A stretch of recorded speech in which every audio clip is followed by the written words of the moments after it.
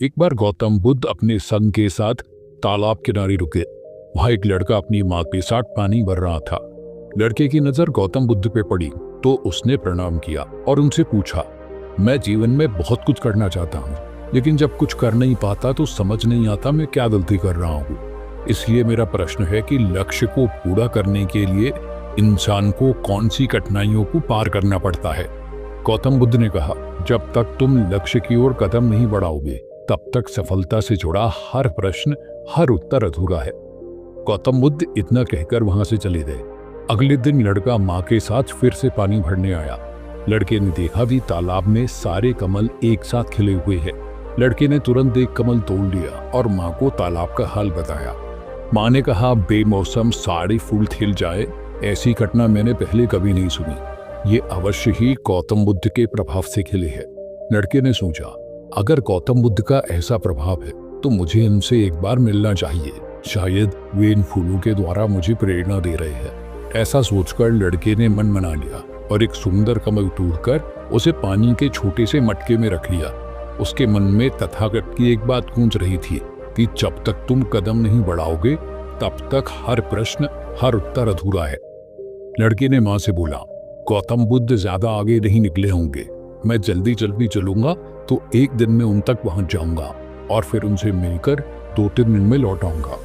ऐसा कहकर लड़का सफर पर चल पड़ा और जल्दी जल्दी चलने लगा। पहली परेशानी, कैसे होगा कैसे होगा। कुछ देर में लड़के ने अपना गांव पार कर लिया। थकने लगा, थोड़ा जोश कम हुआ तो उसकी चाल धीमी हो गई। लड़का चलते चलते जंगल के रास्ते पर आ गया।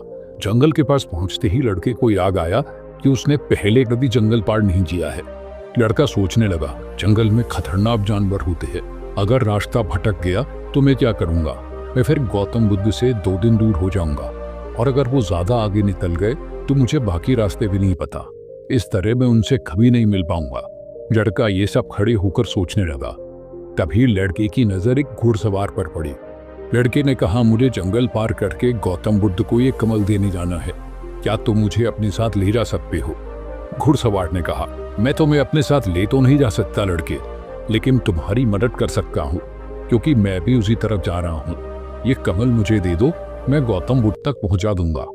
घुड़सवार की बात सुनकर लड़का सोचने लगा, पता नहीं ये सफर में कैसे पूरा कर पाऊंगा। घुड़सवार को कमल दे देता हूँ, ये जल्दी भी पहुंच जाएगा और मेरा काम आसान हो जाएगा। लड़का कमल देने ही वाला था, लेकिन उसे तत्काल याद आया कि इस यात्रा के पीछे, इस कमल के पीछे उद्देश्य क्या है। लड़के ने सोचा, अगर मैं गौतम बुद्ध से नहीं मिल पाया तो सवाल के जवाब कैसे मिलेंगे। ये इतना महत्वपूर्ण सवाल है और मुझे जीवन में एक ही मौका मिला है जो शायद दोबारा ना मिले। जैसे ही लड़के को अपना उद्देश्य याद आया, मन में संदेह और सारे डर शांत हो गए। उसने घुड़सवार से कहा, मेरा गौतम बुद्ध से मिलना बहुत जरूरी है, आप कृपया मुझे जंगल से बाहर निकलने का रास्ता बता दें।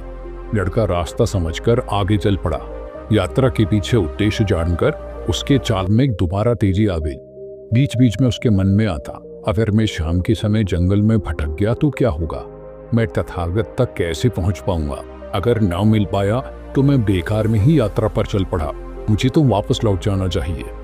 पर जब भी लड़के को कैसे होगा के विचार परेशान करते तो लड़का कमल को देखता तो उसे तथागत पे चेहरे की शांति और मुस्कान याद आ जाती। उसे याद आ जाता कि जिसके सानिध्य से फूल खिल जाते हैं, जिसके साथ होने से मन को प्रेरणा मिलती है, उनसे कितना कुछ सीखने मिल सकता है। लड़के के सारे संशय वहीं रुक जाते और वो निश्चिंत होकर आगे चल पड़ता। काफी देर चलने के बाद जंगल खत्म होने लगा। लड़के को समझ आया कि जब जब वो यात्रा के उद्देश्य को याद करता है तब तक उसकी मुश्किलें कम हो जाती है। लड़के को समझ आया कि ये सबके साथ होता है, चाहे वो छात्र हो या व्यापारी। जब जब इंसान कैसे होगा सोचकर संशय करता है तब तब रुकावटें बड़ा रूप ले लेती है। उसने खुद को याद दिलाया कि उद्देश्य याद रखना और छोटे छोटे कदम बढ़ाते जाना कितना जरूरी है। फिर उस लड़के ने चिंता छोड़ दी और सफर में सावधानी से चलने लगा। दूसरी परेशानी, मन बार बार मजे की तरफ भागता है। लड़का चलते चलते काफी थक गया था। दोपहर होने तक लड़के ने जंगल पार किया। थोड़ा आगे चला तो आलीशान कोठी दिखाई दी। वहीं एक सुंदर लड़की टहल रही थी। लड़का उसके पास गया और पानी मांगा। फिर गौतम बुद्ध के बारे में पूछा। लड़की ने कहा, 2 दिन पहले ही बहुत सारे सन्यासी जैसे लोग यहाँ से गुजरे हैं, पर तुम गौतम बुद्ध के पास क्यों जा रहे हो? लड़के ने कहा, मैं गौतम बुद्ध से मिलना चाहता हूँ, उनसे कुछ सवाल पूछना चाहता हूँ। लड़की को वो लड़का पसंद आ गया था, इसलिए वो लड़के को रोकना चाह रही थी। लड़की ने कहा, कमल तो 2 दिन में मुरझा जाएगा और तब तक तुम गौतम बुद्ध के पास नहीं पहुंच पाओगे। इससे अच्छा कि आज शाम को यहाँ बड़ा आयोजन है, यहाँ नाच गाना खाना पीना सब होगा, तुम यहीं रुक जाओ और मुझसे दोस्ती कर लो। ये सुनकर लड़के की बुद्धि भ्रमित होने लगी। लड़के ने लड़की की सुंदरता को दोबारा निहारा और सोचने लगा कि ये कन्या मुझ में रुचि रखती है, अगर मैं भी इस लड़की से दोस्ती कर लेता हूँ तो जीवन में मजा आ जाएगा। लड़के ने कहा, मैं बहुत दूर से आया हूँ, मैं आपको सोचकर बताता हूँ। लड़के ने मन को लगाम लगाई और खुद से पूछा, मैं यहाँ तक चलकर क्यों आया हूँ? क्या मैं इस लड़की से दोस्ती करने घर से निकला था? और इसकी दोस्ती कितनी लंबी है किसको पता है? अगर कुछ दिन बाद इसका मन न लगा तो मैं क्या करूँगा? लड़के ने तत्काल कमल को देखा, उसे उद्देश्य याद आया तो विचारों में क्लैरिटी आई। उसने तत्काल निश्चय किया और आगे चल दिया। शुरू में तो लड़के को अफसोस हो रहा था, अगर बुद्ध नहीं मिले तो ये मौका भी हाथ से निकल जाएगा। लेकिन जैसे जैसे वो आगे चला उसे समझ आने लगा कि अगर वो थोड़ी देर और वहां रुकता तो उसकी यात्रा बेकार हो जाती। उसे याद आया कि जो भी व्यक्ति और वस्तु आपको उद्देश्य से भटकाए उससे तुरंत दूर हो जाना चाहिए। मन आपको बार बार मौके नहीं देता। प्रॉब्लम नंबर 3, भ्रमित बुद्धि और सेल्फ डाउट। लड़का काफी देर से चल रहा था, अब शाम हो चली थी, इसलिए लड़का जल्द से जल्द गौतम बुद्ध के पास पहुंचना चाहता था। लड़के को रास्ते में जो भी व्यक्ति मिलता उनसे पूछते हुए वो सरपट आगे बढ़ने लगा। उसे लग रहा था कि बस अब पहुंचने ही वाले हैं। तभी एक बुजुर्ग मिले। लड़के ने बुजुर्ग से भी पूछा, मैं गौतम बुद्ध से मिलने जा रहा हूँ। पिछले गांव में एक व्यक्ति ने बताया था कि वो इसी तरफ से गुजरे हैं, वो कितने आगे निकल गए होंगे। बाबा ने कहा, तुमको कोई गलतफहमी हुई है बेटा, इस रास्ते से कोई बड़ा समूह नहीं गया है, लगता है तुम्हें दिशा भ्रम हुआ है, तुम गलत मोड़ पर मुड़ गए हो, अब वापस जाओ और दूसरा रास्ता पता करो। बुजुर्ग की बातें सुनकर लड़का घबरा गया। उसने सोचा कि 2 घंटे पहले कोई बस्ती मिली थी, अगर वापस गया तो बहुत पीछे हो जाऊंगा। अब तो अंधेरा होने वाला है, मेरे पास कोई रहने और खाने का साधन भी नहीं है, मेरी पूरी यात्रा बेकार है, मुझे लग ही रहा था कि मैं नहीं कर सकता। लड़का खुद पर डाउट के बादलों में घिर गया। उसके पैरों में किसी ने जैसे भारी बेड़ियां डाल दी हो। उसके मन में बार बार चल रहा था कि मुझे मोड़ क्यों नहीं दिखाई दिया, मुझसे इतनी बड़ी गलती कैसे हो गई, मैं बार बार एक ही गलती क्यों करता हूँ। लड़का वहीं सर पकड़कर बैठ गया। फिर उसे अपनी माँ की बात याद आई कि हर गलती में सीख छुपी होती है, हर सीख जीवन को बेहतर बनाती है। थोड़ा मन शांत हुआ तो लड़का ये बात बार बार दोहराने लगा कि हर गलती में सीख छुपी होती है। हाँ, मुझसे गलती हुई, मैंने जल्दबाजी में सोचा नहीं कि मैं कहाँ चल रहा हूँ, लोगों ने बताया और मैं दौड़ता गया। जैसे ही लड़के ने गलती स्वीकार की उसका मन और शांत हो गया। निराशा और संदेह के बादल गायब हो गए। बैठी बैठी लड़की की नजर कुछ जानवरों पर पड़ी जो पास की नदी से पानी पीकर लौट रहे थे। ये सब देख लड़की को याद आया कि पहली बार जब गौतम बुद्ध मिले थे तब पानी के पास ही मिले थे, क्योंकि उनके साथ बड़े संघ को बार बार बड़ी मात्रा में पानी की जरूरत पड़ती होगी। लड़का तुरंत समझ गया कि गौतम बुद्ध भी उसी रास्ते से भ्रमण कर रहे होंगे जिस रास्ते पर नदी के घाट और बड़े कुएं हो। लड़का तुरंत खड़ा हुआ। उसने सोचा, वापस लौटने से अच्छा है मैं नदी किनारे रास्ते पर जाकर चलना शुरू कर दूं। कई खेत पार करते हुए लड़के ने रास्ता बदल लिया। चलते चलते लड़के का मन हल्का हो गया। उसने अनुभव किया कि जब मन शांत होता है, जल्दबाजी नहीं करता, किसी में या खुद में कमी नहीं निकालता, तो बुद्धि बेहतर काम करती है। लड़के ने पाया कि खुद से शिकायत करना बहुत बड़ी कमी है जो बहुत दुख देती है। चलते चलते लड़का सोच रहा था कि अगर मैं अपने गांव में रुक जाता तो मैं अपने अनुभव से कुछ भी नहीं सीख पाता। ऐसा सोचते सोचते उसे सामने की भीड़ दिखने लगी और 2 दिन चलने के बाद लड़का गौतम बुद्ध तक पहुंच ही गया। उसने अपनी बारी आने का बड़े धैर्य से इंतजार किया। उसे खुद अपने ऊपर आश्चर्य था। जब गौतम बुद्ध उससे मिले तो उसने तथागत को कमल भेंट किया।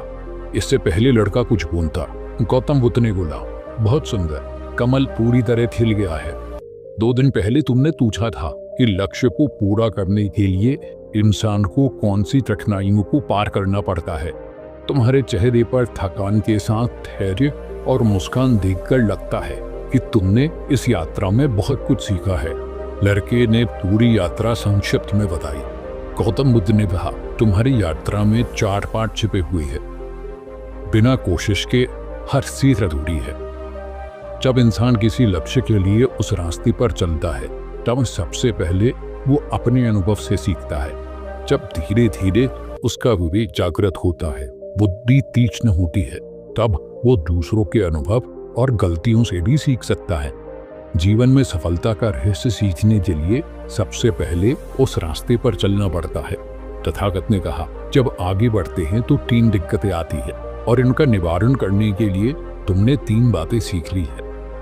पहला लेसन, उद्देश्य पहचानो और इसके प्रति समर्पण करो। जैसे ही तुमने जाना कि फूल देने के पीछे इस यात्रा का एक उद्देश्य है, तो तुम्हारे संशय खत्म हो गए। इसके बाद जब भी तुम फूल को देखते तो तुम्हें उद्देश्य याद आ जाता। गौतम बुद्ध ने कहा, तुमने स्वयं अनुभव से जान लिया है कि सब कुछ तुम्हारे अंदर से प्रकट हो रहा है। लड़का ध्यान से सुनता रहा।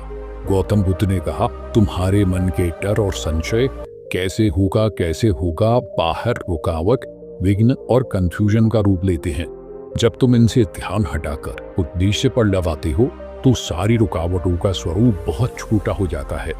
शुरुआत में किसी को पता नहीं होता कि वे सफल क्यों होना चाहते हैं, क्यों वो कुछ करना चाहते हैं, इसलिए ये परेशानी ज्यादा रोकती है। लेकिन जब तुम चलना शुरू करते हो, जैसे जैसे तुम उद्देश्य के प्रति समर्पित होते जाते हो, वैसे वैसे चलते जाना आसान होता है। दूसरी सीख है सेंस प्लेजर्स। मन को भ्रमित होने से बचाओ और बड़े उद्देश्य पर लगाओ। गौतम बुद्ध कहते हैं कि असली शक्ति इच्छाओं को पूरा करने में नहीं बल्कि इनको मिटाने में है। गौतम बुद्ध ने कहा कि जीवन में एक ही फेलियर है, जानते हुए भी सही काम न करना, अपने उद्देश्य के प्रति ईमानदार न रहना। छोटे मोटे सुख के पीछे लोग जरूरी कर्म टालते रहते हैं और जीवन में कई कीमती मौकों को खो देते हैं। अगर तुम उस युक्ति के आकर्षण में रुक जाते तो तुम्हारी यात्रा कभी पूरी नहीं होती। इसलिए जैसे इस यात्रा के दौरान तुमने फूल हमेशा अपने सामने रखा, वैसे ही उद्देश्य हमेशा हमारे सामने होना चाहिए। इससे हमें निर्णय लेने में आसानी होती है। तीसरी सीख, सेल्फ डाउट के प्रति सचेत रहो। ये आखिर तक परेशान करता है। गौतम बुद्ध कहते हैं कि खुद पर शक करने की आदत से ज्यादा खतरनाक कुछ भी नहीं, क्योंकि जितना नुकसान आपके नेगेटिव विचार आपको पहुंचाते हैं उतना कोई और नहीं पहुंचा सकता। कथागत आगे कहते हैं कि खुद पर संदेह करने की आदत से आप खुद के प्रयास से ही बचोगे।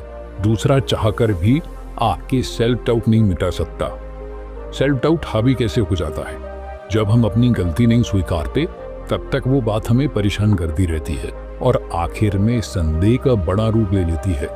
जब भी आपको लगे कि मुझसे गलती क्यों हुई, मैं इतना नादान या कमजोर क्यों हूँ, अगर मैं इतना नादान या कमजोर हूँ तो आगे क्या करूँगा, तो सबसे पहले खुद को याद दिलाओ कि हर गलती में सीख छुपी हुई है। सबसे पहले मन को शांत करो, बुद्धि और विवेक का प्रयोग करते हुए उद्देश्य की तरफ बढ़ते चलो। बस तुम इस तरह किसी भी चुनौती से निपटकर जीवन के बड़े से बड़े लक्ष्य को हासिल कर लोगे।